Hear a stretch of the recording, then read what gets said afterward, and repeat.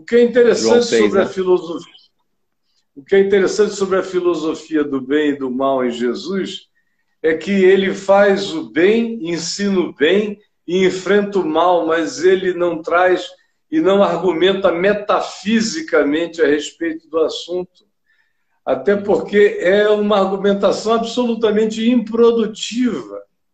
Mergulhar na fimose do bem e do mal, entrar nessa discussão para trás. A gente pode até discutir o Big Bang, mas o bem e o mal, Jesus não entra nessa questão, ele simplesmente trata o mal como mal, trata o bem como bem e trata a ambivalência como uma possibilidade cotidiana. Todo mundo pode carregar bem e mal, e todo mundo carrega bem e mal dentro de si. Ele isola a questão filosófica e se concentra no ser humano e na relação humana. A filosofia do bem e do mal em Jesus está toda ela concentrada no que os homens podem fazer de bem e de mal uns para os outros. Está nessa busca de verdade, diminuir o fluxo que procede do coração. A filosofia do bem e do mal em Jesus procede do coração humano. Tudo isso. E quando você fala e vê as calamidades, ou os choques, ou os embates cósmicos, meteoros, terremotos, isso, aquilo, Jesus não trata isso nem como bem, nem como mal. Para Jesus, isso é o livre-arbítrio fenomenológico da natureza, que a gente chama de acaso, e que a teologia não trata do acaso. O acaso não existe na teologia, mas existe para Jesus. Para Jesus, contingência da vida. A contingência é livre-arbítrio fenomenológico da criação. Assim como eu, com minha capacidade de pensar e minhas limitações, todavia exerço responsavelmente o meu livre-arbítrio, a natureza tem o seu livre-arbítrio fenomenológico, que, como disse Laplace, quando apresentou os fenômenos que ele tinha descoberto e perguntaram onde está Deus no fenômeno, ele disse, eu não precisei dessa hipótese. Ou seja, a gente, na teologia cristã, só existe o bem e o mal. Ela é profundamente maniqueísta. Ela não abre espaço para o acidente, não abre espaço para o inexplicavelmente fenomenológico. Então, Deus não está presente dizendo essa pedra vai cair na cabeça do André, essa outra eu vou desviar. Se a pedra estiver vindo na sua cabeça, se você estiver na direção da pedra, a pedra vai te atingir. Exceto em alguns casos tão raros, que valeram a pena ser mencionados como exceção na Bíblia. Do contrário, é assim que a existência funciona. A meu ver, a teologia cristã se afasta muito da realidade e fica com esses diletantismos de pensamento de natureza aristotélica, tentando criar algum tipo de divisão compreensível, uma pedagogia do bem e do mal. Eu, por exemplo, já perdi muita gente, já sofri muita coisa, ainda vou sofrer demais até morrer, vou experimentar dores, perplexidades, sem perguntas.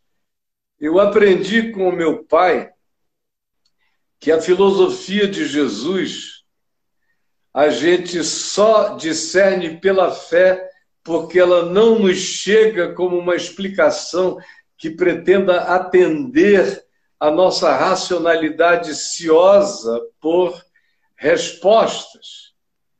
Mas quando você simplesmente crê que o bem está aqui para eu discerni-lo e praticá-lo, o mal está aqui para eu rejeitá-lo, e os fenômenos naturais estão aqui para eu aprender a lidar com eles, essa filosofia da realidade, que é o que você encontra em Jesus, aonde Deus não está culpado por qualquer que seja o acontecimento com a vida, senão Deus iria viver em culpa de ter me dado milhões de espermatozoides para que todos eles, no momento áureo do meu prazer ejaculativo, se percam e só um fecunde.